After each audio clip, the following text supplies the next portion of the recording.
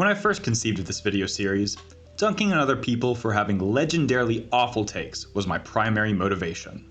But then I thought, I should probably have my own explanation for Trump's victory before I go lambasting everyone else's. Part 1 of this video series provides this explanation and is linked down below. Since it provides important context for this video, I highly recommend checking it out if you haven't already. Don't worry, I'll wait. A few moments later. Are we all on the same page now? Good. Why take time out of my busy day to discuss why people are wrong? Is it because I enjoy feeling intellectually superior to others? I mean, I would be lying if I said that wasn't part of it. But amongst a certain portion of the population, there seems to be a deliberate attempt to avoid learning any lessons from this latest election. To justify their ignorance, mental gymnastics are performed, and reasons given that are truly astounding. In order to not fall into these same pitfalls, and so that we may learn from this experience, I felt it necessary to address these bad takes head on. This video is divided into 2 sections. We will start with the reasons that did indeed happen, but whose effect on the overall election was slim to none. Then we will discuss the reasons that did not happen, but still led to a Trump victory?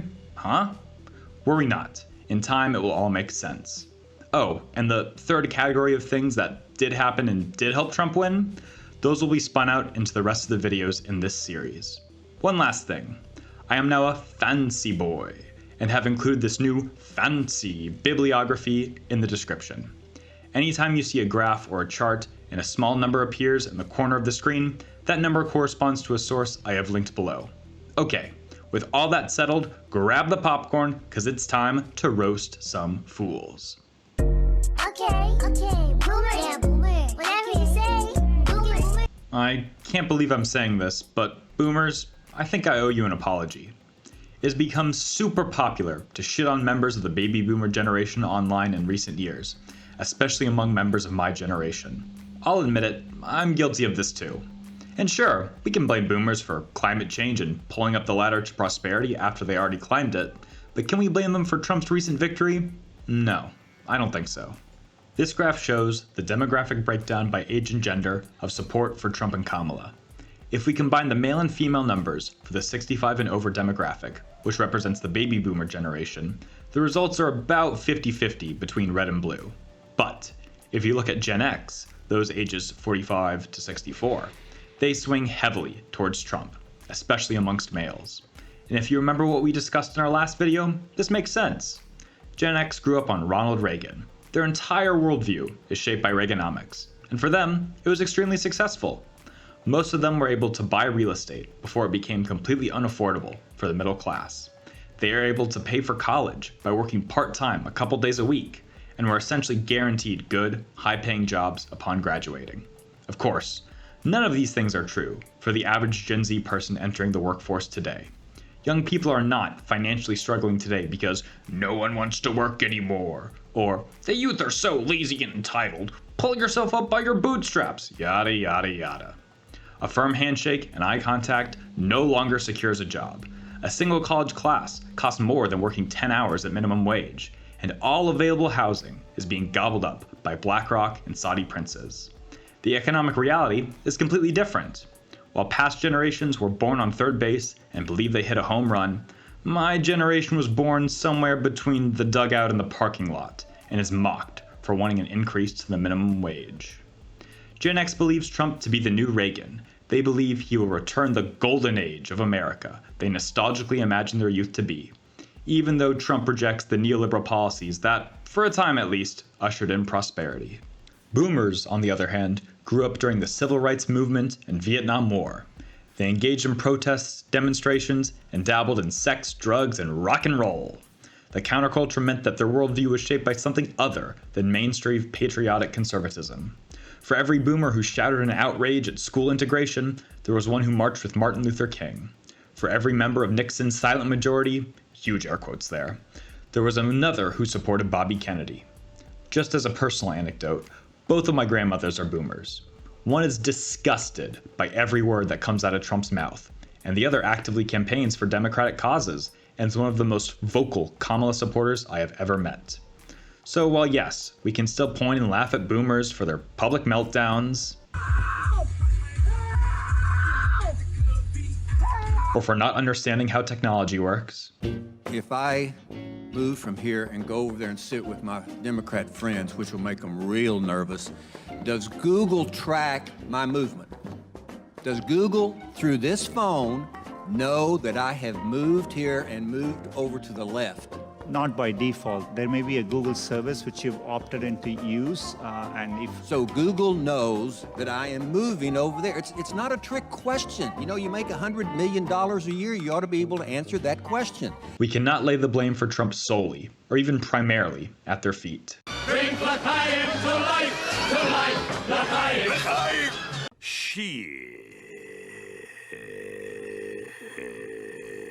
I imagine there are some of you who wish for me to cover Israel's military actions in detail.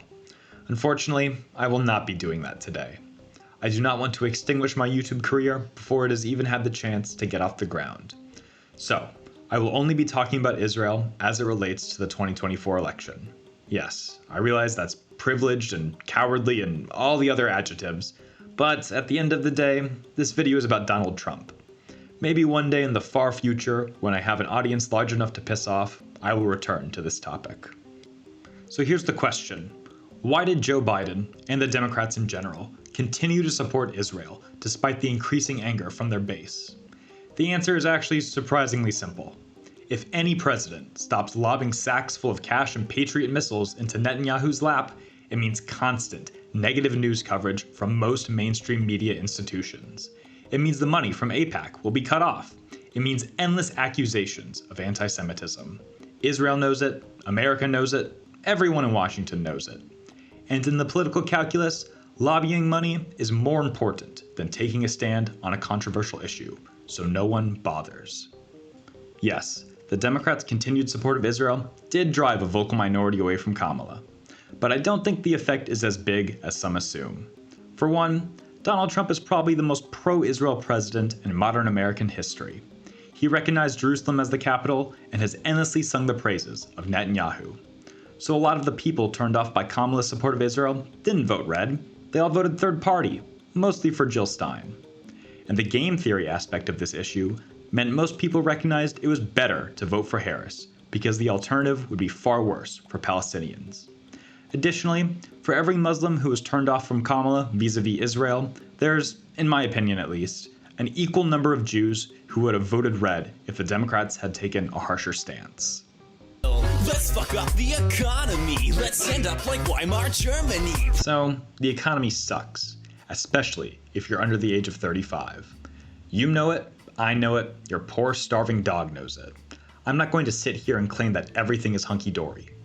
Democrats certainly made a mistake by pretending that this problem doesn't exist. What I will claim, however, is that Joe Biden is not to blame for this economic crisis. In fact, I think he has done about as well of a job managing the economy as any president can realistically do. Are you better off than you were 4 years ago? Great question. What's the answer? This is where we were 4 years ago. Supply chains were destroyed, demand for thousands of products fell off a cliff, and millions of people lost their jobs. How quickly we forget. This graph shows the percent GDP change per quarter. See those two massive yellow bars? Yeah, both of those happened during Trump's term. Now, you can say, that's not fair. You can't blame Trump for COVID, and we'll say that's true, but then shouldn't we extend the same courtesy to Joe Biden? If we ignore the COVID year of 2020, the average GDP growth per quarter under Trump's presidency was 2.84%. Under Biden, it was 3.25%. Okay, well, what about the upper class's favorite measure of economic prosperity, the stock market? If we once again ignore COVID, the Dow Jones Industrial Average grew by 9,000 points during Trump's presidency and 14,000 points during Joe Biden's presidency. What the hell is going on? Was all of America gaslit into believing the economy sucks these past 4 years? No. The chief culprit for our economic woes is inflation. First, let's cover our bases and define inflation and discuss what causes it. Inflation at the most basic level is the percent change in the price of goods and services. If inflation is high, things become more expensive, and saving money becomes less worthwhile. If inflation is low or negative, also known as deflation, things become less expensive and saving money becomes more valuable. So, what causes inflation? Well, this is where things get complicated. The traditional answer has to do with changes in the money supply. Remember all those stimulus checks the government was handing out like candy? Yeah, so that money was essentially created out of thin air. More money existing that can buy fewer goods means prices have to increase. Then there is cost-push inflation, where an increase in the input costs to manufacture goods, such as raw materials or labor, leads to higher prices. However, there is also evidence that suggests corporations took advantage of the situation to raise prices at a rate that outstripped what would be necessary in order to maximize profits. So, while inflation, especially in the areas of rent and cars, has been crushing, the root causes are harder to pin down. But the inconvenient truth is that nothing I've said during this section matters for one simple reason. The president does not have a magic lever labeled good economy and bad economy he can just pull on a whim. He has no power to direct the actions of the Federal Reserve besides appointing its figurehead leader. He cannot give out stimulus checks or raise government spending. All of that is the job of Congress. So blaming inflation on Joe Biden, or any president for that matter, is lunacy. Ironically, tariffs are one of the few actions the president can take that directly affects the economy. Tangent time. Christ, that right there is the tariffs. Let's talk about tariffs. When we talk about tariffs, please, Mac, I'm dying to talk about tariffs with you all day, okay? Trump's proposed tariffs are a major departure from traditional neoliberal thinking. But there is a reason the elimination of tariffs across the globe resulted in explosive economic growth. Tariffs, by their very nature, create economic inefficiencies and higher prices for consumers. Now, sure, we can at least have a conversation about the tariffs on China. They are our biggest geopolitical rival, and it's probably a good idea that once the inevitable conflict between us heats up, we can still manufacture car batteries and iPhones and 1,000 other products. If we slap Chinese exports with an X% tariff, the laws of capitalism will encourage companies to reshore manufacturing in 10 to 20 years, assuming the next president doesn't get rid of them. If you want it done faster than that, the Trump administration needs to step in and do something like Biden's CHIPS Act, which directly subsidizes the construction of manufacturing plants. But the tariffs on Canada, Mexico, and the EU, I think, are indefensible. He's threatening tariffs to force countries to take political actions on situations that have nothing to do with the economy.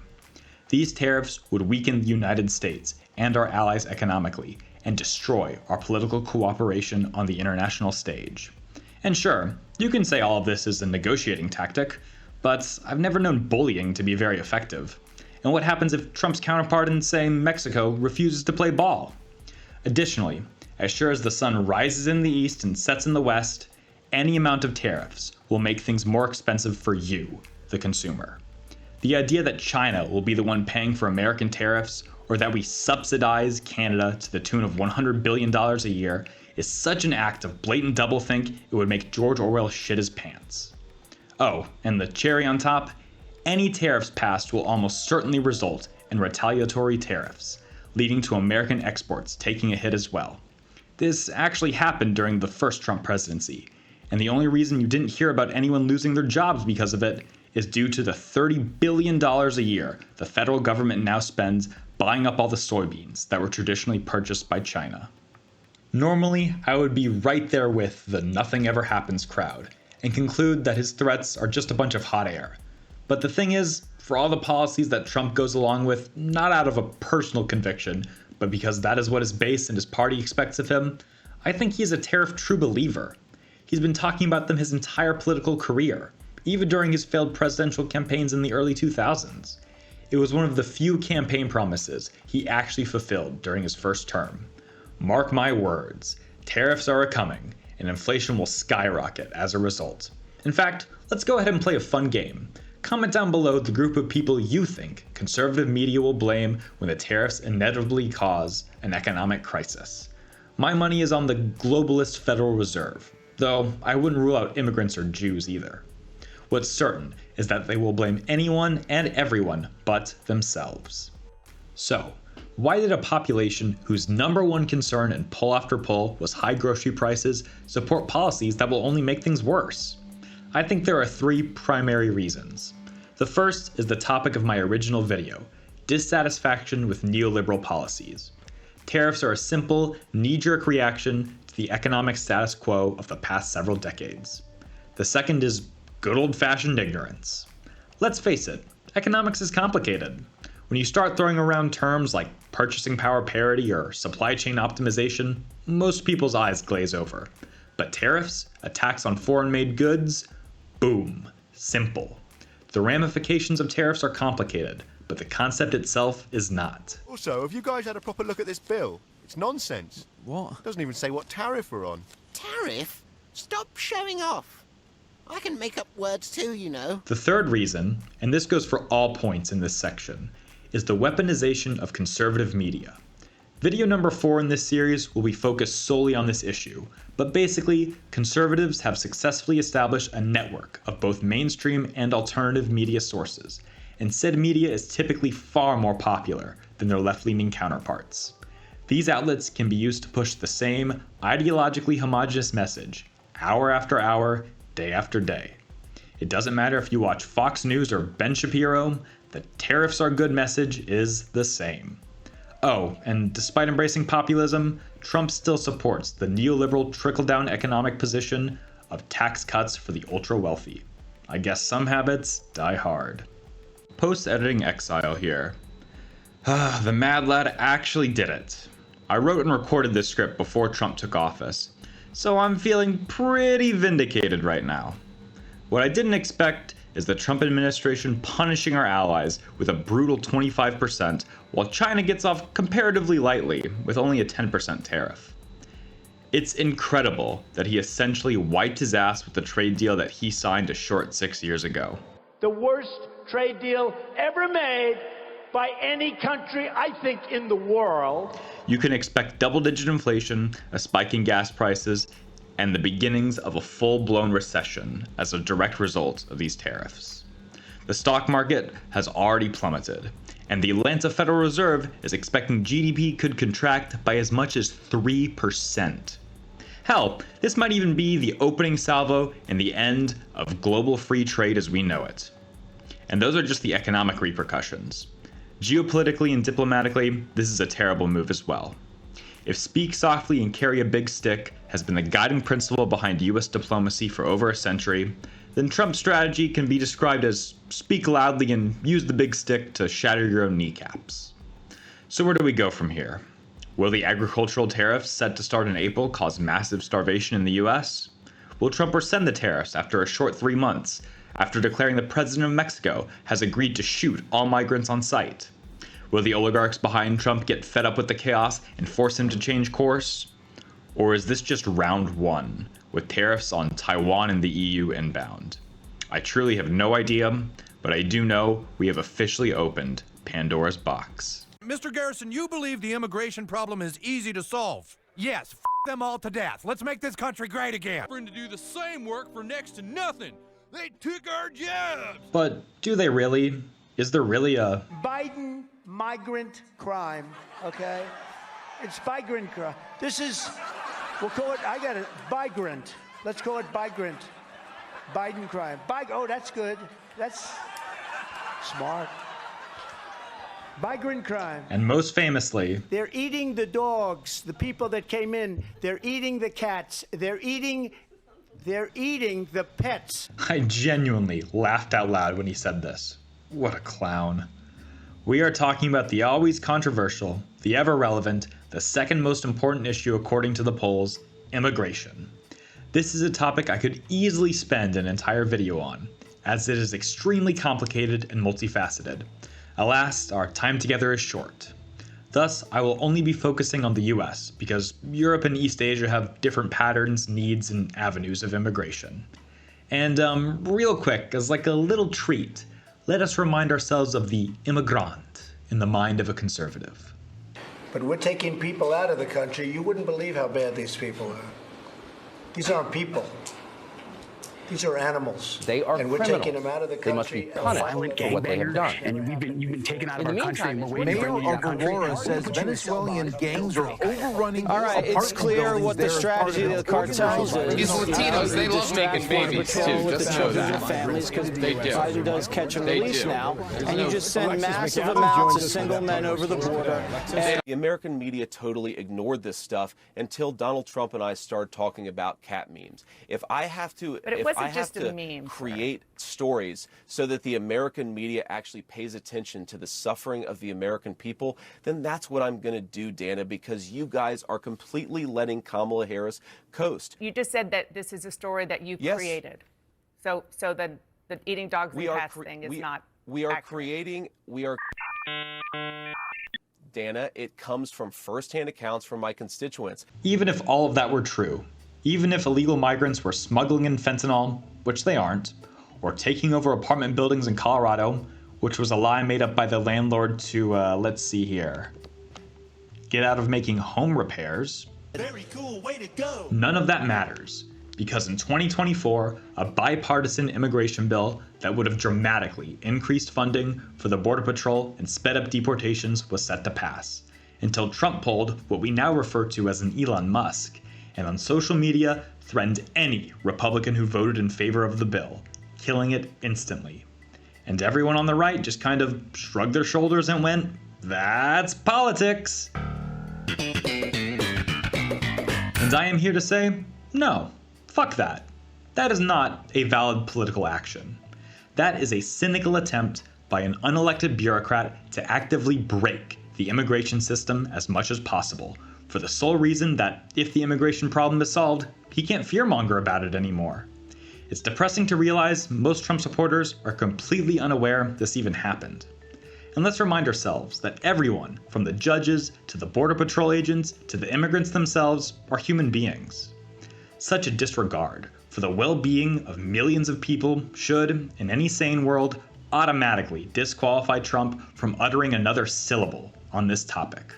I rest my case.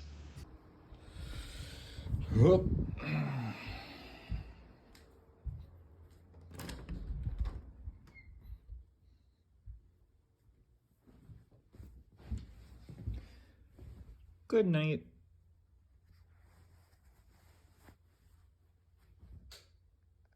Huh? You're still here? Ugh, fine. I guess I will continue. Of course, as discussed extensively in my last video, we no longer live in a sane world.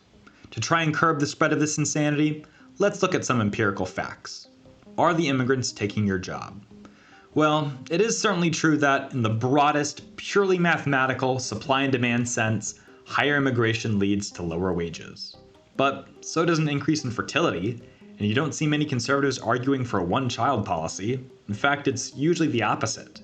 The truth is that as long as the job market in a country grows faster than the net migration rate, immigrants are actually an economic benefit. A recent law in Florida serves as a good test case, where upon enacting harsh immigration legislation, tens of thousands of people fled the state. Much of the produce picked by these workers rotted in the fields, because your average Floridian won't pick oranges for $5 an hour, and the local agricultural owner is unwilling to pay the $20 an hour required for strenuous physical labor. Ultimately, it is the corporation's desire for cheaper labor that ensures our immigration system will remain the broken, dysfunctional mess it has been for the past several decades. As an aside, there is currently a civil war within the MAGA movement between Elon Musk and the other capitalists who rely on exploiting H-1B1 visa holders, and the genuine racists who believe that the white kid that sits in the back of class and eats paint chips all day is superior in every way to all 1.4 billion people in India.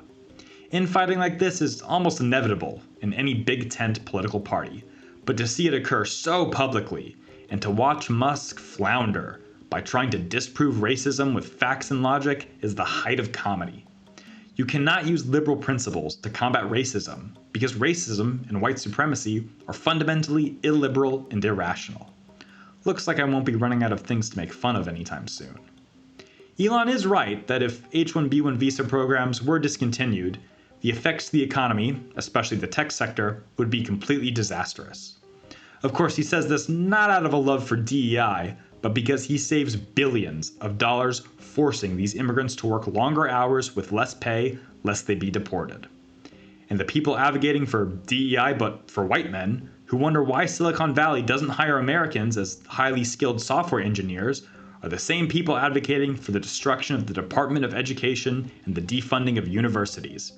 Kind of just answered your own question there, buddy. Next, let's tackle crime. Are illegal immigrants responsible for a massive crime wave? Well, according to this data table, there has indeed been a surge of crimes committed by illegal immigrants under Joe Biden's administration. So, case closed, right? Well, not exactly. First, let's give this data some context. The violent crime rate per 100,000 Americans was 381 in 2022. If we calculate the total number of violent crimes committed by illegal immigrants and divide that by the estimated total number of legal residents, about 11 million people, we discover that the violent crime rate for an average citizen is, wow, an incredible 2,664% higher than the violent crime rate for an average illegal immigrant. And this makes sense. If you were living in a country where one wrong look could get you deported, you would strive to be on your best behavior at all times. But this doesn't change the fact that there was indeed a spike in crime once Joe Biden took office. Is this due to open borders? Ironically, I think it might actually be the opposite. This graph shows the amount of federal funding received by the Border Patrol each year. As you can see, the funding dramatically increased during Joe Biden's tenure in office, as is typical of most federal agencies during most Democratic administrations. More funding means more agents means more patrols, and more patrols means more people getting caught in those patrols. Half the reported crimes from that table I showed earlier were for illegal entry. Another explanation is the COVID pandemic. Desperate times call for desperate measures after all. Despite what you may think, most people don't aspire to be criminals. But if breaking a few laws or fleeing to a wealthier country prevents your children from starving to death, then the choice is clear. The crime rate across America increased in the aftermath of COVID. Look, the border crisis, like the economic crisis, is real to a certain extent. It is not wrong to desire strong borders. A nation with no borders is indeed no nation at all. It is important that we limit the illegal flow of people and goods into this country and simultaneously make legal pathways to citizenship easier. But instead of a well-reasoned, humane, and effective approach to this issue, we get this. Build that wall! Build that wall! Build that wall!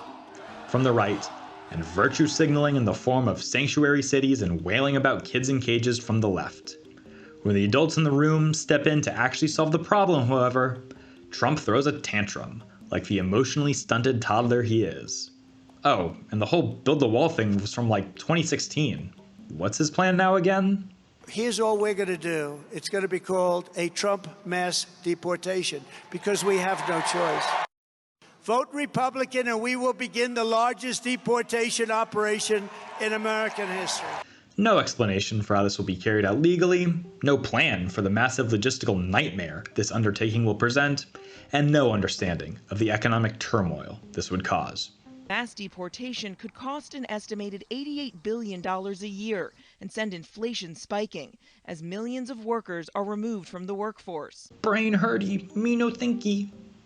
Instead, we get a light but ever-increasing dose of fascism. Yay!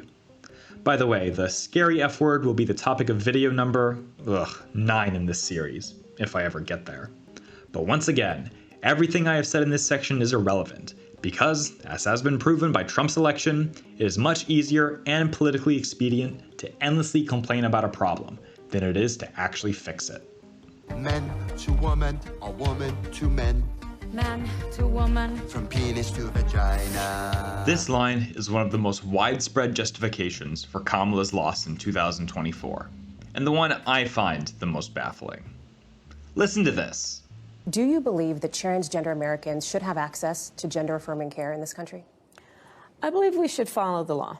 I mean, what is your value? Do you believe they should have that access? I believe that people, as the law states, even on this issue about federal law, that is a decision that doctors will make in terms of what is medically necessary. I'm not going to put myself in the position of a doctor. What you just heard is the only clip I could find on all of the internet of Kamala discussing trans issues in 2024. Seriously, there aren't any more. In fact, I'll put my money where my mouth is. If someone does find another clip, I will personally sell you $50. So, how exactly does one spend less time covering an issue they were already basically ignoring? While most Democrats are radio silent on trans rights, from the conservative movement, we get Everything's transgender. Everybody transgender. That's all you hear about. Transgenderism must be eradicated from public life entirely. The whole preposterous ideology at every level. Why are all of you obsessed with demonizing a small percentage of the population? We live in a world where people have made entire careers off of nothing but relentlessly attacking the trans community. And despite pulling a distant 25th in the rankings for the most important election issues, it has an extremely disproportionate amount of airtime on right-wing news shows.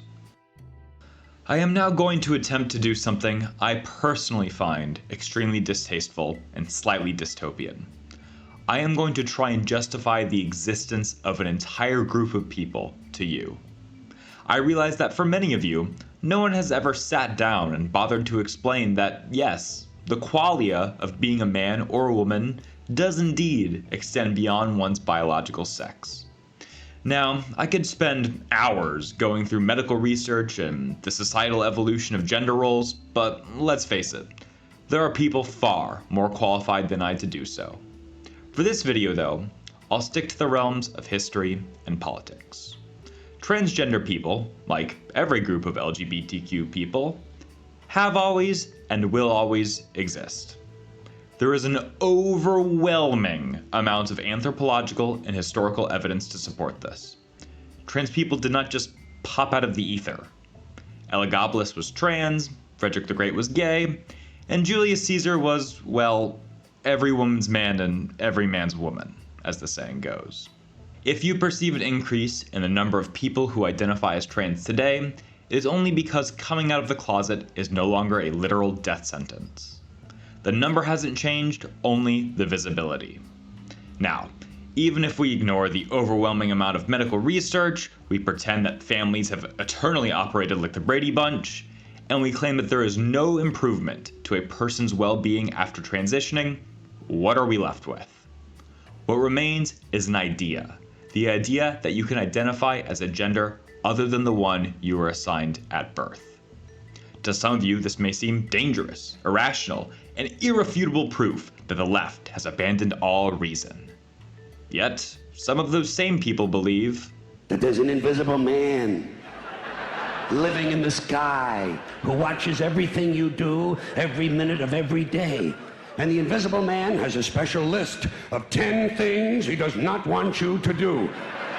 And if you do any of these 10 things, he has a special place full of fire and smoke and burning and torture and anguish, where he will send you to live and suffer and burn and choke and scream and cry forever and ever till the end of time.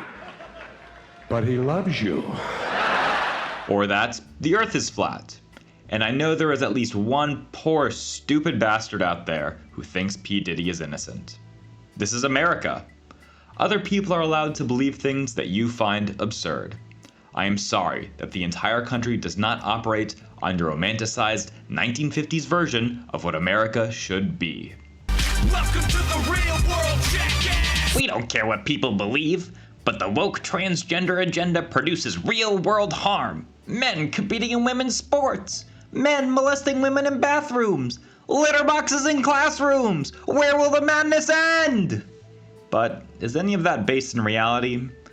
Well, the litter boxes story is definitely a hoax. I mean, come on guys, rub your last 2 functioning brain cells together and think about it for like 5 seconds. Similarly, no school is performing sex change operations on their students.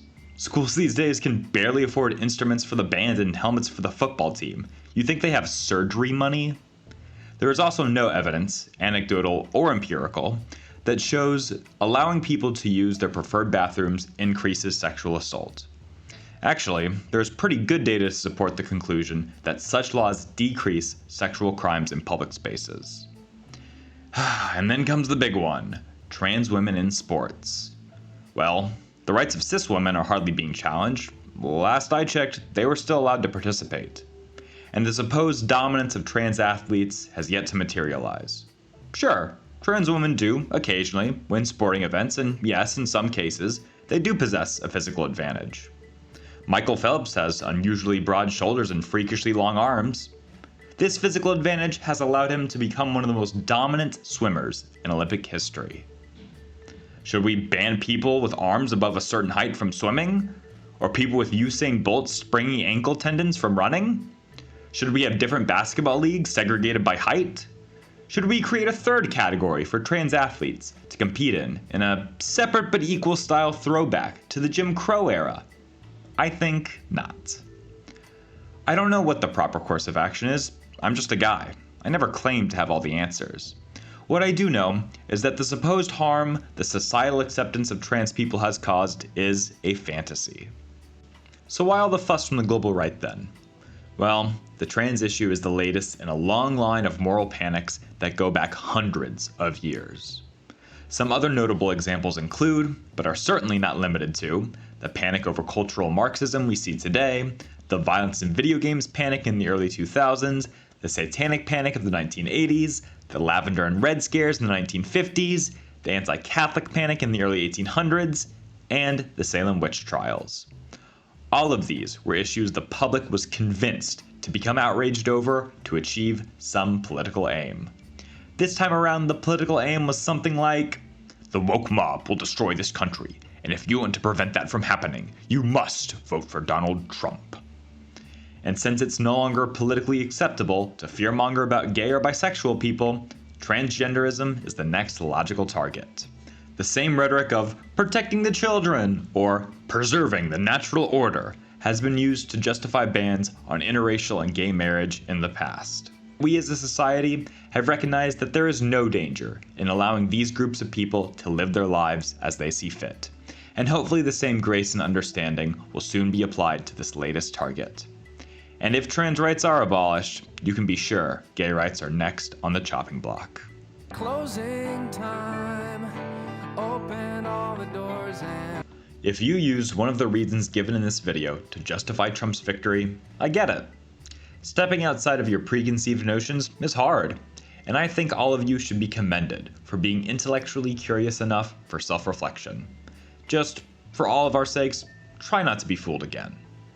I think this video is going to be significantly more controversial than my last video, so leave a comment down below with your, no doubt, well-reasoned and thoughtful criticism.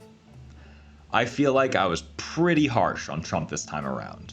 Deservedly so, but still. In light of this, we will be exclusively focusing on the problems with the Democratic Party in the next video. Did you enjoy the inclusion of more video clips and edits? My editor and I are striving for an ever higher level of production quality. Did you appreciate the shorter length, or do you wish to hear my soothing voice for even longer? Like and subscribe if you enjoyed and want to see more. I'll catch y'all on the flip side.